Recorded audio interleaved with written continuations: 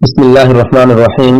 خطبہ جمعہ مسجد نبوی بتاریخ 23 جمادی الاخر 1442 ہجری مطابق 5 فروری 2021 عیسوی، بعنوان اپنی امت کے بارے میں نبی صلی اللہ علیہ وسلم کے اندیشے۔ خطیب فضیلت الشیخ ڈاکٹر عبد المحسن بن محمد القاسم حفظہ اللہ۔ ترجمہ و آواز نور عالم محمد ابراہیم سلفی۔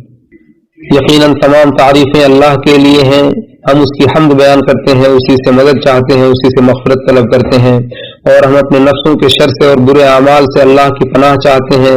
اللہ جسے ہدایت دے اسے کوئی گمراہ نہیں کر سکتا، اور وہ جسے گمراہ کر دے اسے کوئی ہدایت نہیں دے سکتا۔ میں گواہی دیتا ہوں کہ اللہ کے سوا کوئی سچا معبود نہیں، وہ اکیلا ہے، اس کا کوئی شریک نہیں، اور میں گواہی دیتا ہوں کہ محمد صلی اللہ علیہ وسلم اس کے بندے اور رسول ہیں۔ بہت زیادہ درود و سلام نازل ہو آپ پر اور آپ کے تمام آل و اصحاب پر۔ اما بعد، اللہ کے بندو، اللہ سے ڈرو جیسا کہ اس سے ڈرنے کا حق ہے، اور اسلام کے مضبوط کڑے کو تھامے رکھو۔ اے مسلمانوں، اللہ تعالیٰ نے ہمارے نبی محمد صلی اللہ علیہ وسلم کو بھیج کر مخلوقات پر بڑا احسان کیا ہے، اور نبی صلی اللہ علیہ وسلم کی رسالت میں بشارت و تنبیہ دونوں کو جمع کر دیا ہے۔ ارشاد باری تعالیٰ ہے، اے نبی، ہم نے آپ کو گواہی دینے والا، بشارت دینے والا اور ڈرانے والا بنا کر بھیجا ہے، نیز اللہ کے حکم سے اس کی طرف بلانے والا اور روشن چراغ بنا کر بھیجا ہے۔ اور آپ صلی اللہ علیہ وسلم کو رسالت کی مکمل صفات عطا کی گئیں۔ ارشاد باری تعالیٰ ہے، لوگو، تمہارے پاس تمہیں میں سے ایک رسول آیا ہے، اگر تمہیں کوئی تکلیف پہنچے تو اسے گراں گزرتی ہے، وہ تمہاری ہدایت اور فائدے کا حریص ہے، مومنوں پر نہایت مہربان اور رحم کرنے والا ہے۔ سورہ توبہ آیت نمبر 128۔ ثعلبی رحمہ اللہ فرماتے ہیں، وہ صرف تمہاری وجہ سے غمزدہ رہتے ہیں، کیونکہ انہیں جنت میں تمہارے داخلے کے علاوہ کوئی اور چیز خوش نہیں کر سکتی۔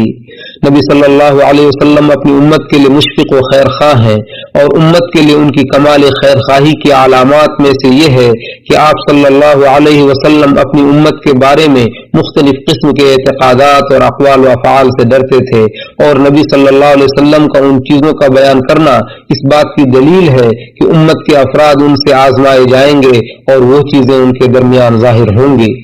اعتقاد کے سلسلے میں جس چیز سے نبی صلی اللہ علیہ وسلم اپنی امت پر سب سے زیادہ خوف کھاتے تھے وہ یہ تھا کہ کہیں لوگ اپنی عبادتوں کو دوسروں کے لیے مزین کر کے ریاکاری میں مبتلا نہ ہو جائیں۔ آپ صلی اللہ علیہ وسلم نے فرمایا، سب سے زیادہ میں تم پر جس چیز سے ڈرتا ہوں وہ شرک اصغر ہے۔ صحابہ کرام نے عرض کیا، شرک اصغر کیا ہے اللہ کے رسول؟ تو آپ صلی اللہ علیہ وسلم نے فرمایا، ریاکاری۔ اسے احمد نے روایت کیا ہے۔ بلکہ نبی صلی اللہ علیہ وسلم اپنی امت پر مسیح دجال سے بھی زیادہ اس سے خوف کھاتے تھے۔ نبی صلی اللہ علیہ وسلم کا فرمان ہے، کیا میں تمہیں اس چیز کے بارے میں نہ بتلاؤں جس سے میں تم پر مسیح دجال سے بھی زیادہ ڈرتا ہوں؟ صحابہ کرام نے عرض کیا، کیوں نہیں ہے اللہ کے رسول؟ تو آپ صلی اللہ علیہ وسلم نے فرمایا، شرک خفی، اور وہ یہ ہے کہ انسان کو جب یہ لگے کہ کوئی شخص اسے دیکھ رہا ہے تو وہ اپنی نماز کو خوبصورت بنا کر پیش کرے۔ اسے احمد نے روایت کیا ہے۔ جب نبی صلی اللہ علیہ وسلم اپنی امت پر شرک اصغر سے اس قدر ڈرتے تھے تو بھلا شرک اکبر سے، یعنی انسان کا اللہ کے ساتھ ساتھ غیر اللہ کو بھی پکارنے سے کس قدر ڈرتے ہوں گے؟ امام ابن قیم رحمہ اللہ فرماتے ہیں کہ توحید سب سے باریک، سب سے صاف ستھری اور سب سے خالص شے ہے، جسے ادنا چیز بھی پراگندہ اور مقدر کر دیتی ہے اور اس میں اثر انداز ہو جاتی ہے۔ جس طرح سے سفید کپڑے پر چھوٹا سا داغ بھی نمایاں ہو جاتا ہے، یا صاف شفاف آئینے میں ہلکا سا دبا بھی صاف ظاہر ہو جاتا ہے۔ ہمارے نبی محمد صلی اللہ علیہ وسلم کی شریعت تمام شریعتوں کا خاتمہ ہے، جو کہ سہولت اور آسانی میں دیگر شریعتوں سے ممتاز ہے۔ ارشاد باری تعالیٰ ہے، اللہ تعالیٰ تمہارے لیے آسانی چاہتا ہے اور تمہارے لیے تنگی کو اللہ تعالیٰ پسند نہیں کرتا۔ سورہ بقرہ آیت نمبر 185۔ اور اسی عظیم اصول کے ساتھ نبی صلی اللہ علیہ وسلم اس امت کے لیے بھیجے گئے۔ نبی صلی اللہ علیہ وسلم کا فرمان ہے، مجھے آسان دین حنیف کے ساتھ بھیجا گیا ہے۔ اسے احمد نے روایت کیا ہے۔ चुनांचे नबी सल्लल्लाहु अलैहि वसल्लम आसानी की मुखालिफ चीजें जैसे तंगी और मुशक्कत से अपनी उम्मत पर डरते थे कि उन पर फर्ज करदा चीजों में कहीं मजीद इजाफा न हो जाए, फिर वो उनकी अदायगी से आजिज हो जाएं या उन पर अहकाम की कसरत हो जाए जिन्हें अंजाम देना उनके लिए मुश्किल हो जाए। इसी वजह से मेराज की रात जब 50 नमाजें फर्ज हुई तो नबी सल्लल्लाहु अलैहि वसल्लम मुसलसल अल्लाह की ताला की तरफ लौटते रहे, यहाँ तक के सिर्फ 5 वक्त की नमाजें बाकी रह गईं। बुखारी और मुस्लिम। इसी तरह नबी सल्लल्लाहु अलैहि वसल्लम बहुत सारे अमाल को छोड़ देते थे महज इस खौफ से कि कहीं वो उम्मत पर फर्ज न हो जाएं। आयशा रज़ियल्लाहु अन्हा फरमाती हैं कि नबी सल्लल्लाहु अलैहि वसल्लम किसी अमल को पसंद करने के बावजूद महज इस वजह से छोड़ देते थे कि कहीं लोग भी उस पर अमल करने लग जाएं, फिर वो चीज उन पर फर्ज हो जाए। बुखारी और मुस्लिम। और बसा औकात आप कोई नेक अमल करते, फिर जब देखते कि लोग भी उस पर सबकत करने लगे हैं और वो अमल मुशक्कत भरा है तो आप सल्लल्लाहु अलैहि वसल्लम लोगों के साथ उसे नहीं करते थे क्योंकि कहीं वो फर्ज ना हो जाए। चुनांचे रमजान की कुछ रातों में आपने मस्जिद में क़याम करना शुरू किया तो दूसरे लोग भी आपके साथ नमाज पढ़ने लगे। ये देखकर नबी सल्लल्लाहु अलैहि वसल्लम ने घर से निकलना ही बंद कर दिया। फिर फरमाया, मुझे ये डर लाहिक हुआ कि कहीं तुम पर फर्ज ना हो जाए, फिर तुम उनकी अदायगी से आजिज हो जाओ। बुखारी और मुस्लिम। नबी सल्लल्लाहु अलैहि वसल्लम बहुत सारे अमाल सहाबा किराम के सामने करने से गुरेज करते थे कि कहीं उम्मत पर भारी न पड़ जाए। आयशा रज़ियल्लाहु अन्हा असर के बाद नबी सल्लल्लाहु अलैहि वसल्लम के 2 रकात पढ़ने के सिलसिले में फरमाती हैं कि नबी सल्लल्लाहु अलैहि वसल्लम उन्हें पढ़ते थे लेकिन मस्जिद में इस डर से नहीं पढ़ते थे कि उम्मत पर भारी न हो जाए और उम्मत के लिए आसानी पसंद फरमाते थे। इसे बुखारी में रवायत किया है। इसी तरह नबी सल्लल्लाहु अलैहि वसल्लम अपने लिए और अपनी उम्मत के आसान और सहल तरीन चीज इख्तियार फरमाते थे जब तक कि ऐसा करना गुनाह में दाखिल न हो। आयशा रज़ियल्लाहु अन्हा फरमाती हैं, नबी सल्लल्लाहु अलैहि वसल्लम को जब भी किसी 2 चीजों के दरमियान इख्तियार दिया जाता तो आप उनमें से ज्यादा आसान चीज को इख्तियार फरमाते जब तक कि वो गुनाह न हो, और अगर ऐसा करना गुनाह होता तो फिर आप सल्लल्लाहु अलैहि वसल्लम उस चीज से सबसे ज्यादा दूरी इख्तियार फरमाते। मुत्तफक अलैह। इस्लाम लोगों को जोड़ता है और उन्हें इस्लाम में दाखिल होने की तरगीब देता है। इसीलिए अल्लाह तबारक व तआला ने ज़कात के मिन जुमला मसारिफ में से एक मसरफ तालीफ क़ल्ब यानी दिलों को जोड़ने को भी बनाया है।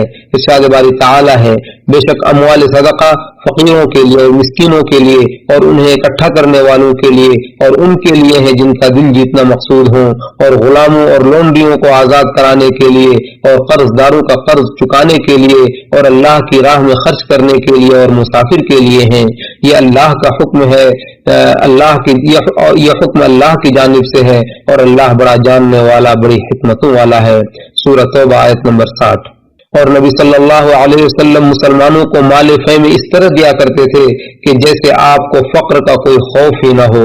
इसी तरह मुसलमानों पर भी माल खर्च करते थे ताकि वो दीन पर साबित कदम रहें। इसी तरह नबी सल्लल्लाहु अलैहि वसल्लम ने फतह मक्का के बाद खाना काबा को तोड़कर इब्राहिम अलैहिस्सलाम की बुनियादों पर बनाने से भी गुरेज किया और फरमाया कि कहीं लोग मुतनफ्फिर न हो जाएं। मुत्तफक अलैह। अल्लाह ताला ने दुनिया को मुज़य्यन किया, उसे तैयार किया और उसे आखिरत के लिए महज एक पुल के तौर पर बनाया। इसलिए नबी सल्लल्लाहु अलैहि वसल्लम अपनी उम्मत पर इस बात से डरते थे कि कहीं वो दुनिया के फितने में मुब्तला होकर उसके बाद की जिंदगी की तैयारियों से गाफिल न हो जाएं। नबी सल्लल्लाहु अलैहि वसल्लम ने फरमाया, मुझे तुम पर सबसे ज्यादा डर उन बरकतों से लगता है जो अल्लाह ताला जमीन से तुम्हारे लिए निकालता है। आपसे पूछा गया कि जमीन की बरकतें क्या है, तो आप सल्लल्लाहु अलैहि वसल्लम ने फरमाया, दुनिया की रंगीनियां। बुखारी और मुस्लिम। इसी तरह नबी सल्लल्लाहु अलैहि वसल्लम अपनी उम्मत पर फक्र और मुहताजगी से ज्यादा इस बात से डरते थे कि कहीं वो दुनिया हासिल करने के होड़ में न लग जाए। नबी सल्लल्लाहु अलैहि वसल्लम का फरमान है, अल्लाह की कसम मुझे तुम पर फक्र और मुहताजगी का खौफ नहीं है, लेकिन मुझे इस बात का खौफ है कि दुनिया तुम्हारे लिए फैला दी जाए जैसा कि तुमसे पहले लोगों पर फैलाई गई थी, फिर तुम उसे हासिल करने के लिए एक दूसरे से मुकाबला आराई में लग जाओ जैसा कि तुम में से पहले लोगों ने किया था, फिर तुम भी हलाक कर दिए जाओ जिस तरह से वो हलाक किए गए थे। बुखारी और मुस्लिम। दुनिया इम्तिहान, इब्तिला व आजमाइश और फितने की जगह है जहाँ तमाम बंदों को मुख्तलिफ तरह के फितनों से आजमाया जाता है। नबी सल्लल्लाहु अलैहि वसल्लम का फरमान है, فتنے لوگوں کے دلوں میں ایسے پیش کیے جاتے ہیں جیسے چٹائی کو ایک ایک لکڑی سے بنایا جاتا ہے. اسے مسلم نے روایت کیا ہے. یعنی فتنے کو ایک ہی فتنے کو مسلمانوں پر بار بار پیش کیا جاتا ہے.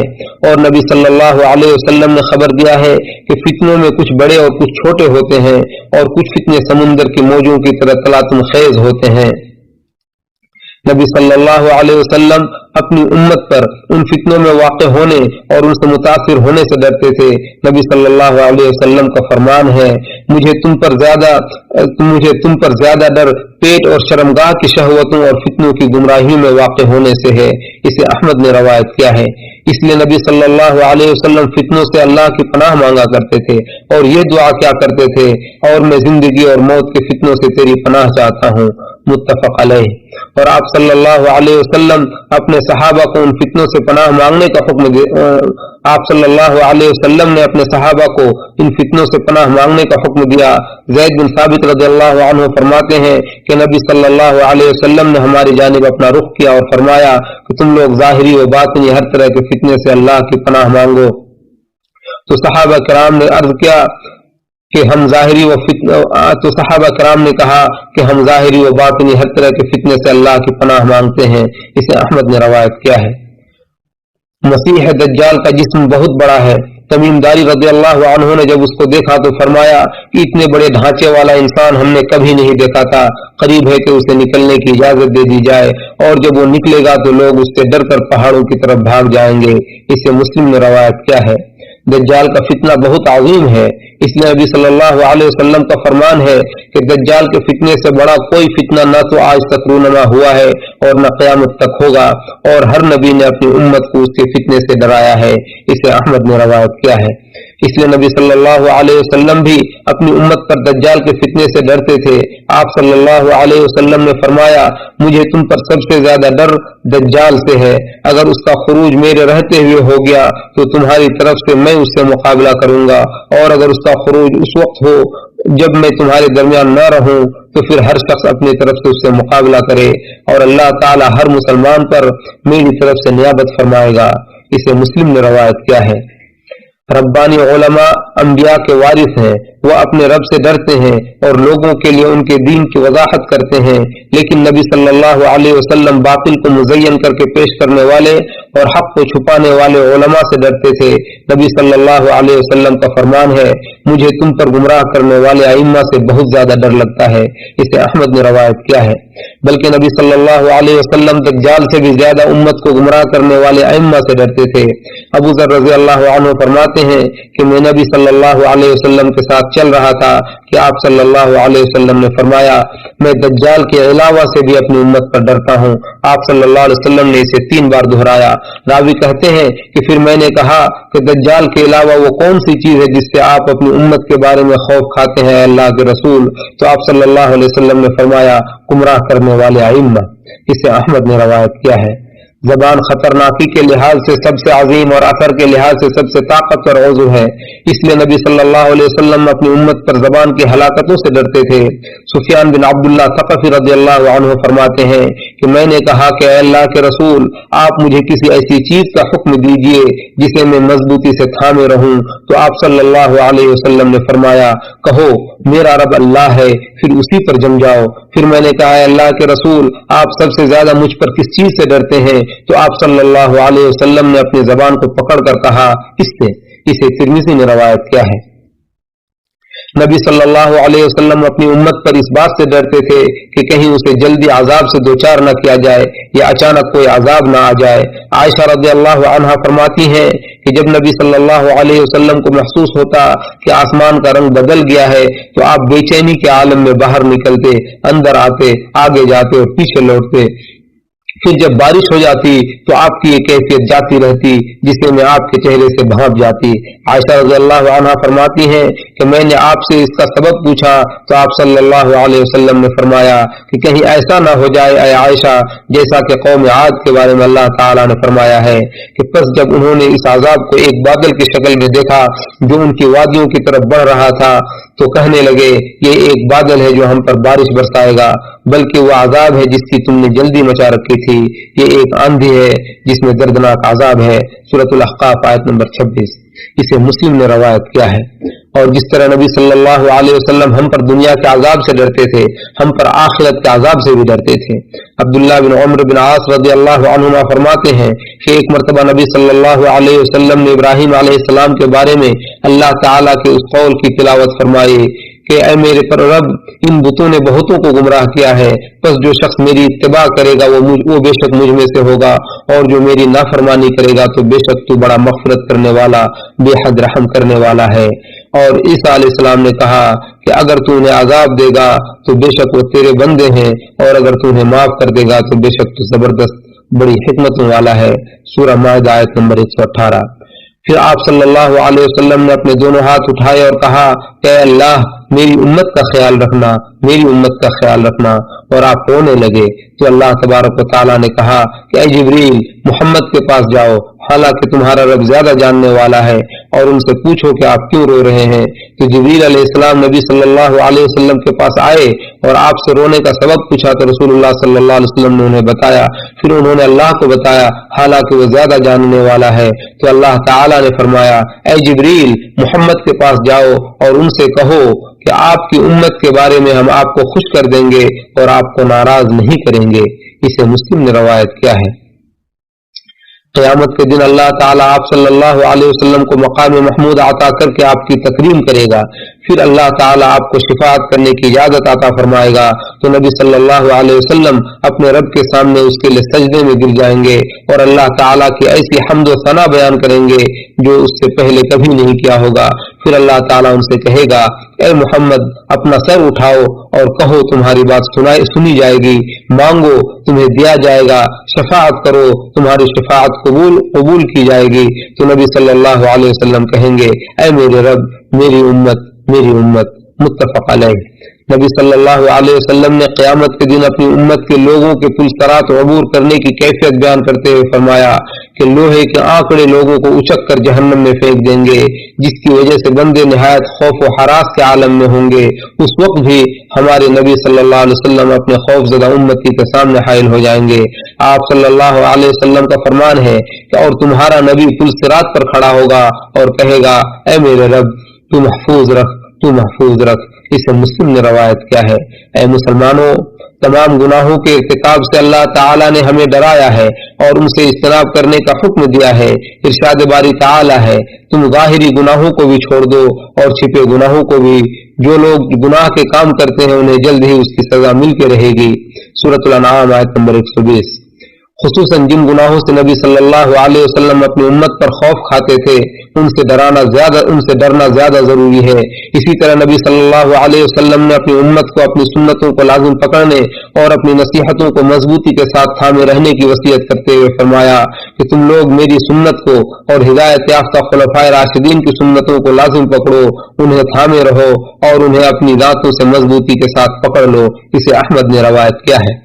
ارشاد باری تعالیٰ ہے اعوذ باللہ من الشیطان الرجیم کہ آپ کہیے کہ اللہ کی اطاعت کرو اور رسول کی اطاعت کرو، پس اگر تم لوگ روگردانی کرو گے تو رسول پر تبلیغ کرنی لازم ہے جس کی ذمہ داری ان کے سر ڈالی گئی ہے، اور تم پر اسے قبول کرنا لازم ہے جس کی ذمہ داری تمہارے سر ہے، اور اگر تم لوگ ان کی اطاعت کرو گے تو راہ راست پر آ جاؤ گے، اور رسول کی ذمہ داری تو صرف پیغام کو واضح طور پر پہنچا دینا ہے۔ سورہ نور آیت نمبر 54۔ اللہ تعالیٰ قرآن مجید کو ہمارے اور آپ کے لیے بابرکت بنائے اور اس کی آیتوں اور حکیمانہ نصیحتوں کو ہمارے اور آپ کے لیے مفید بنائے۔ میں یہیں سے اپنی بات ختم کرتے ہوئے اپنے لیے، آپ کے لیے اور تمام مسلمانوں کے لیے ہر گناہ سے اللہ تعالیٰ سے مغفرت طلب کرتا ہوں۔ آپ بھی اس سے مغفرت طلب کریں، یقیناً وہ بہت زیادہ بخشنے والا اور رحم کرنے والا ہے۔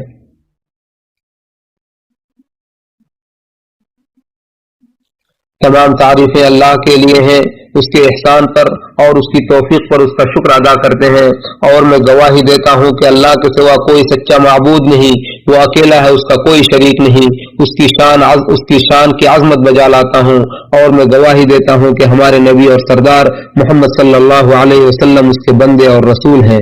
بہت زیادہ درود و سلام نازل ہو آپ پر اور آپ کے تمام آل و اصحاب پر۔ اے مسلمانوں، ایمان کے بغیر نعمتیں مکمل نہیں ہوتی۔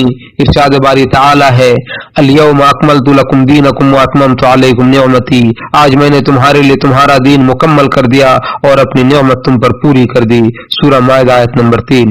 اور ہر مسلمان کو یہ حکم دیا گیا ہے کہ وہ ہر نماز میں اپنے رب سے ہدایت کی دعا کرتے ہوئے یہ کہے اہدنا الصراط المستقیم، یعنی ہمیں سیدھے راستے کی ہدایت دے۔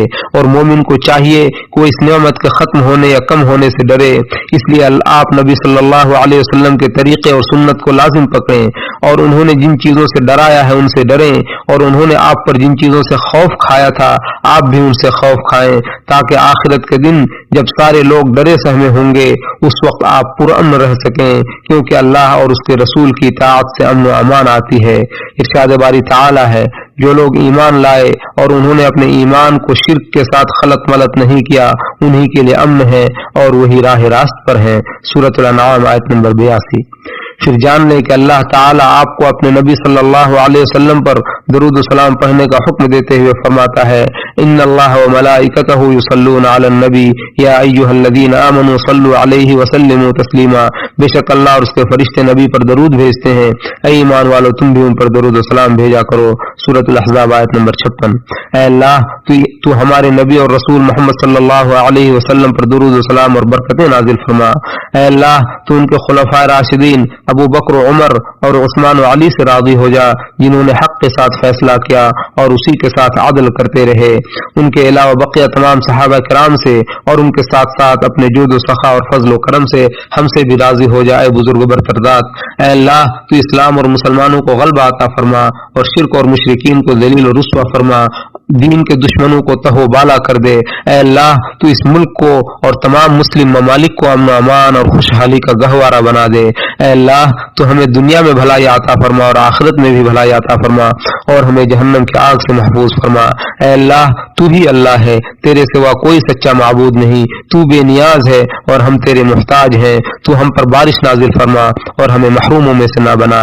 اے اللہ تو ہم پر بارش نازل فرما، اے اللہ تو ہم پر بارش نازل فرما، اے اللہ تو ہم پر بارش نازل فرما۔ اے ہمارے رب ہم نے اپنے نفسوں پر ظلم کیا ہے اور اگر تو ہمیں نہ بخشے اور ہم پر رحم نہ کرے تو ہم خسارہ اٹھانے والوں میں سے ہو جائیں گے۔ اے اللہ تو ہمارے بادشاہ اور ان کے ولی عہد کو اپنی پسند اور رضا کے کام کرنے کی توفیق عطا فرما اور انہیں نیکی و تقوی کے کام پر معمور کر دے اور انہیں اسلام اور مسلمانوں کے لیے مفید بنا دے۔ اللہ کے بندو یقیناً اللہ تعالی عدل و احسان اور قرابت داروں کو دینے کا حکم دیتا ہے اور فحش و بے حیائی اور برے کاموں سے روکتا ہے، وہ تمہیں نصیحت کرتا ہے تاکہ تم نصیحت حاصل کرو، لہذا تم عظیم و جلیل اللہ کو یاد کرو، وہ بھی تمہیں یاد کرے گا اور اس کی نعمتوں اور احسانات پر اس کا شکر ادا کرو تو وہ تمہیں مزید عطا کرے گا، اور اللہ کا ذکر سب سے بڑا ہے۔